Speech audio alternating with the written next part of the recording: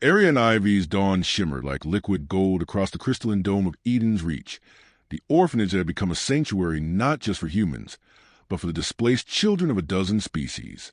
Within the safety of its biosphere, birds, earths and otherwise, sang an orchestrated chorus.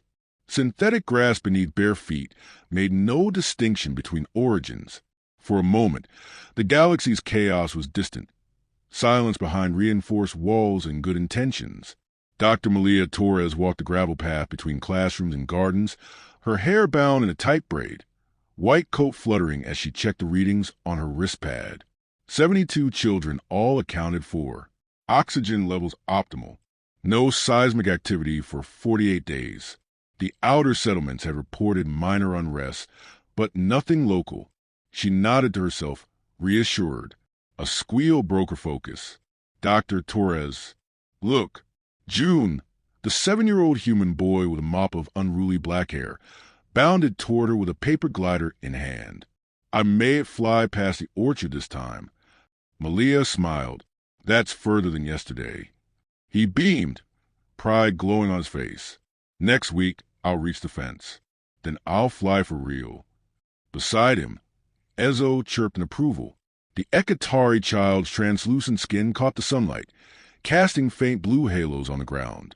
She hadn't spoken a word since arriving 2 months ago. No one knew what she had witnessed before arriving here. But she followed June everywhere, like a shadow made of quiet and hope. Malia knelt, brushing a smudge of dirt from Ezo's cheek.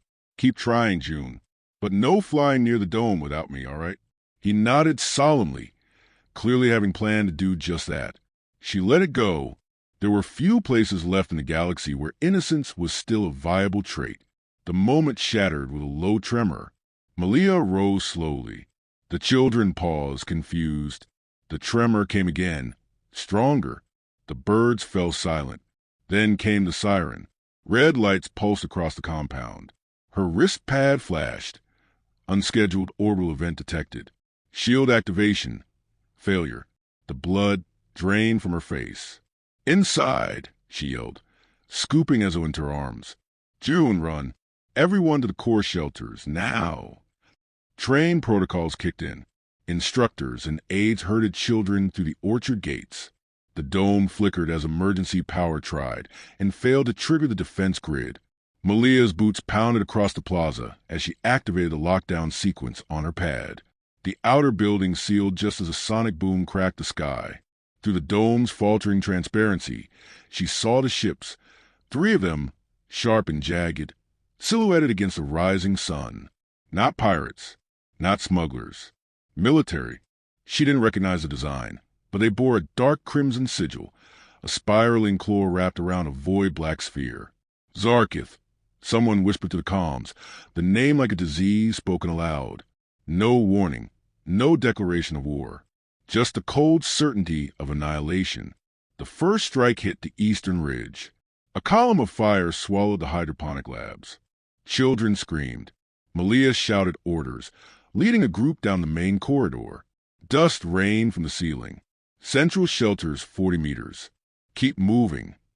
Another blast hit nearby. The floor split. Part of the wall caved in. A child was pinned.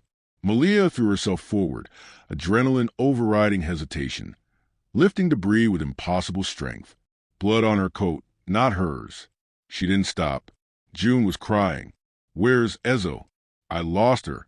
Malia turned, scanning through smoke and flickering lights. A soft whimper drew her eyes. Ezo huddled near the stairwell, arms over her head. She pushed June toward the shelter door. Go. She's right behind me. June shook his head violently. I'm not going without her. Malia didn't argue. She grabbed his hand, pulled Ezo into her other arm, and ran. They reached the shelter's threshold just as the orphanage's AI, Belvedere, spoke its last words. Structural collapse imminent. I'm sorry, Dr. Torres. The doors closed behind the last group of children.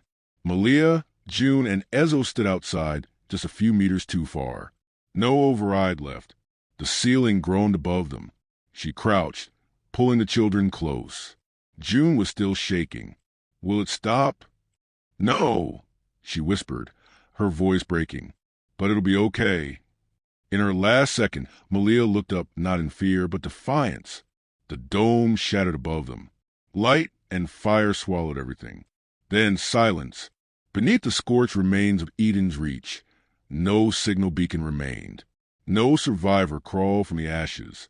And in the void beyond Ariane 4, the ships of the Zarkit Dominion vanished into faster-than-light tunnels, leaving only vaporized stone and the echo of children's laughter cut short. But 2 sectors away, Earth's deep relay stations caught a fragment, just one. A garbled distress signal, barely coherent, carried on a dying breath of forgotten AI.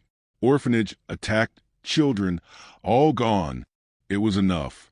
The hologram of Arian IV's ruin hovered in silence above the central dais of the United Terran Council. Smoke coiled endlessly from the shattered remains of Eden's Reach, playing in grainy distortion. Children's laughter, recovered from archive recordings, played beneath the visuals like a haunting dirge. No one had authorized the audio overlay. No one dared to turn it off. Admiral Caius Wren stood at the edge of projection, his hands behind his back, his expression unreadable. 62 years old, a veteran of the Orion Reconciliation and the Jovian Uprising, he bore the deep-lying gravity of someone who had seen too many things and regretted too few. His silence was louder than any rhetoric. Around him, the delegates of Earth and its colonies sat in their high-backed seats, circular, egalitarian, and now impotent. Grief warred with outrage in their eyes.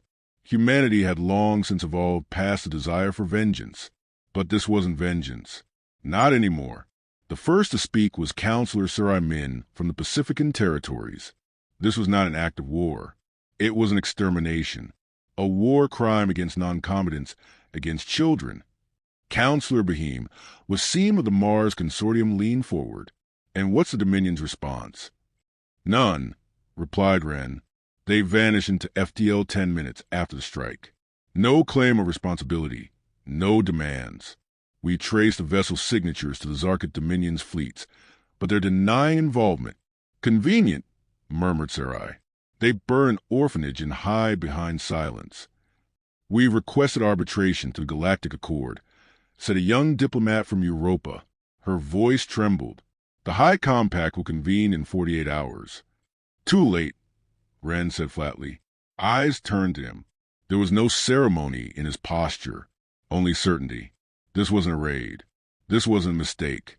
They targeted Eden's Reach precisely because it was vulnerable, because we built it to protect those who had no home, because it represented a different future. Counsel Wasim narrowed his eyes. What are you suggesting? I'm not suggesting, Wren replied. I'm stating. We respond. You mean war? No, I mean erasure. Silence followed. He tapped his wrist and summoned a second projection, this time a simulation, a model of the Zarkit home system.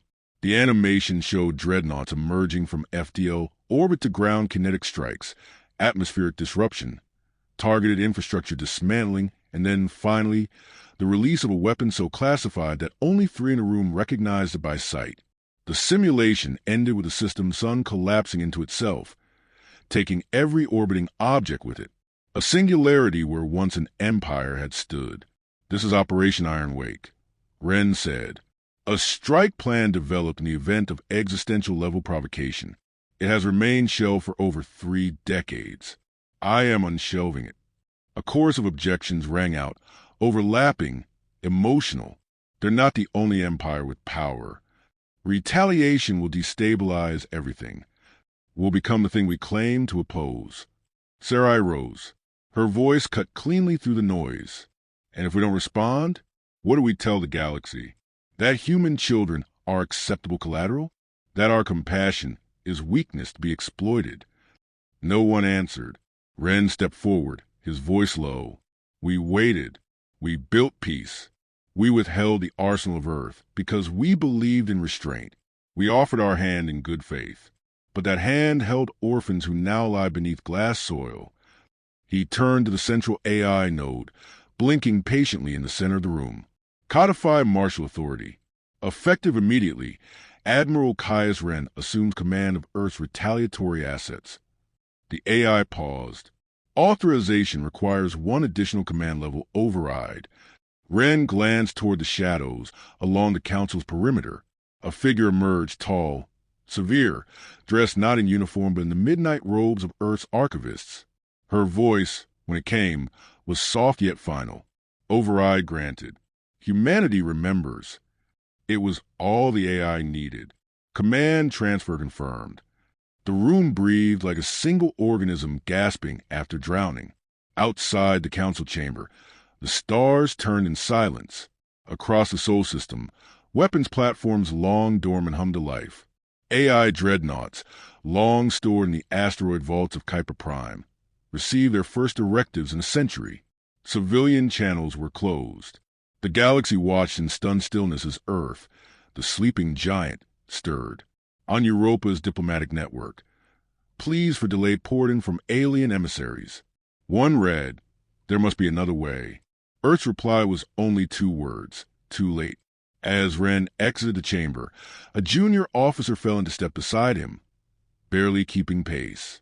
"Admiral, with respect, won't this bring the Dominion's allies into conflict with us?" "They won't lift a finger," Ren replied. "They saw the footage. They know it was taken." The officer hesitated. "And if they do?" Ren stopped and looked out the viewport, toward Earth, blue and unbroken. "Then we teach them what happens when you harm the last kind thing in the galaxy." Behind him, engines lit the void. Earth's wrath had a timetable, and it had just begun counting down. The fleet arrived in silence. Not the silence of diplomacy or hesitation, but the kind that comes before a storm, a deliberate stillness, vast and absolute. 1,000 warships emerged from FTL around the Zarkit system, their forms black and angular, like fragments of night torn from some vengeful dream. No formation, no preamble, just presence. Admiral Caius Ren stood on the bridge of the Vigilant Solace, Earth's flagship, hands folded behind his back as the system's red sun glared across the viewport. His face remained impassive, carved from restraint and memory. Around him, augmented crew moved with the quiet precision of minds tethered to purpose. No one spoke unless required, or did not need noise to be felt. "Status," Ren said. "Zarkith planetary defenses have activated," replied the ship's AI, Lysithea. Her voice was calm, without inflection. 6 orbital platforms. 14 intersystem carriers. No civilian evacuation detected. "They had time," Ren murmured. "They made their choice." "Orders?" Lysithea asked. Ren did not blink. "Disassemble their arrogance." The first strikes were invisible. Relativistic rods, pure tungsten, dropped from high orbit at 10% of light speed. Kinetic energy did the rest. Orbital stations shattered in a silence too fast for sound, blooming into debris fields that painted streaks of silver across the darkness. No explosions, no dramatics, just annihilation. Below, the Dominion's capital, Vesca Prime, buzzed with defensive fire, scrambling atmosphere-bound drones and redirecting shield power. It was a futile gesture. The fleet didn't respond in kind. It simply began cutting. Precision strikes took out communication arrays, military installations, planetary shield nodes. Not a single residential structure was targeted. Not yet. Ren had no interest in terror. This was a demonstration. Every action calculated. Every ruin earned. The Zarkith High Command sent a transmission, garbled, panicked. A demand for negotiation. Ren watched their faces flicker onto the hollow screen. Scaled, crimson-skinned officials adorned in militant gold. Their leader, Arch-Warlord Cernek, tried to project authority, but the strain in his voice betrayed him. "You have made your point," Cernek barked. "This retaliation is disproportionate and violates." "You violated life," Ren interrupted. "You murdered children. They were collateral, an unfortunate consequence." "Speak that word again," Ren said, voice cold as void, "and I will ensure your bones are not granted even dust." Cernek faltered. "If you erase us, the compact will censure you. This act will not go unanswered." "I welcome the answer," Ren replied, "but make no mistake. You will not speak it." He ended the transmission. Lysithea's voice returned. We have confirmed the Nemesis device is in position. Shall I begin activation protocol? The weapon had no explosive, no radiological effect. It worked by folding space around a star's core, destabilizing it into collapse. A gentle push, just enough. Ren had approved its design 23 years ago. He had hoped it would never be needed. Now, it was a quiet arbiter of final truths. Begin countdown, he said. On the outer edges of the Zarkit system, escape vessels ignited their drives, pushing toward the black beyond. The vigilant Solace did not pursue. Let them scatter. Let them carry stories. Truths unsoftened by translation. Earth would not chase survivors. Earth would haunt them. The countdown reached 0. Far below, the red sun stuttered, as though caught in breath. Then it convulsed, folding inward at its center. Light distorted, bent inward on itself. The surface rippled, like water touched by fire. A moment later, the pull began. Not fast, not theatrical, but inevitable. Zarkit Prime, its moon, its orbital installations, all began to shift. Gravity unraveled the delicate order of mass and orbit. One by one, the planets fell toward their unraveling star, dragged into a collapse that showed no mercy and accepted no apology. On the bridge, no one celebrated. Ren did not smile. There was no thrill in victory, only the sound of breath, steady and shared. Lysathea broke the silence. The system will be gone in 47 minutes. Transmit final message, Ren said. To the Accord, the galaxy, all of them. What is the content? Ren stared into the shrinking sun, voice low but resolute. Let this be the last orphanage burned. The message echoed through subspace, faster than any ship, encoded in every major tongue of the Accord. It reached embassies, colonies, enclaves. It was simple, unmistakable. The fleet turned. Behind them, the Zarkit system was a dying ember. Before them lay the rest of the galaxy, and Earth was awake.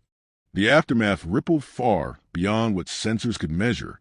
The Zarkit system no longer appeared on star charts, just a dark coordinate wrapped in classified notation and quiet dread. Civilizations across the galaxy reeled, not just from the scale of destruction, but from the cold precision of it. Earth had spoken in the only language the void truly understood. Consequence.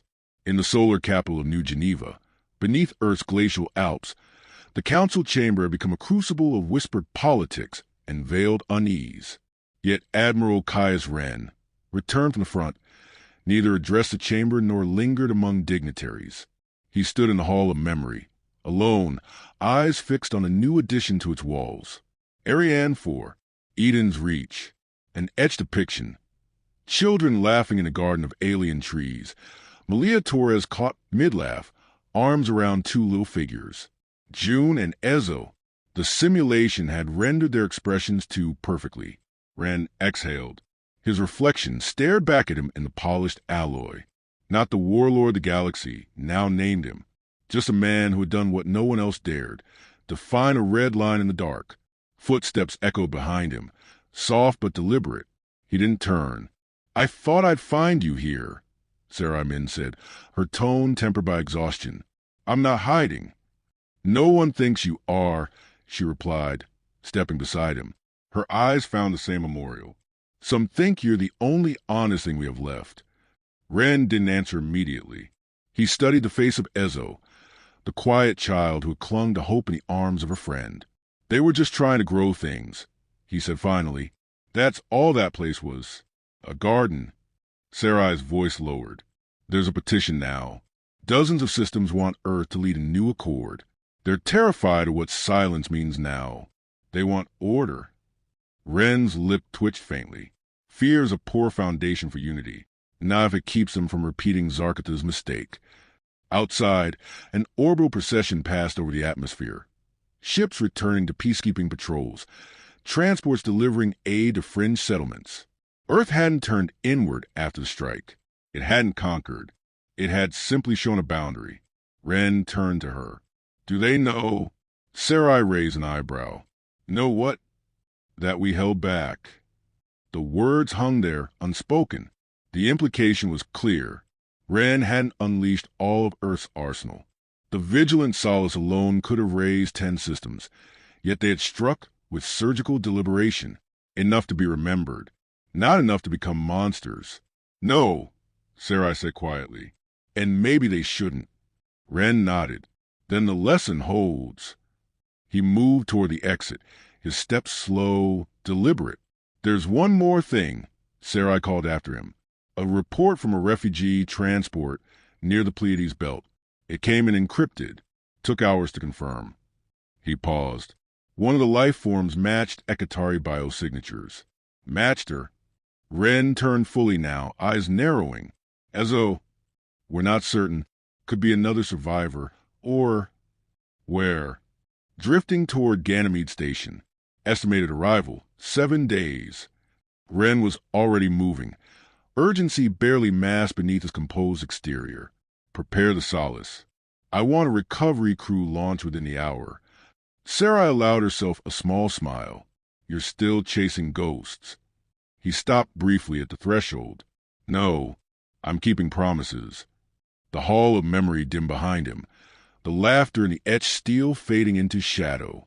Across the stars, emissaries continued to write their pleas and declarations. Treaties were revised, borders redrawn. But in the center of it all, Earth remained still, not as a conqueror, but as a sentinel. And somewhere, a ship drifted through starlight, carrying within it the quiet heartbeat of a child once thought lost. The galaxy would endure, but it would never again mistake kindness for weakness.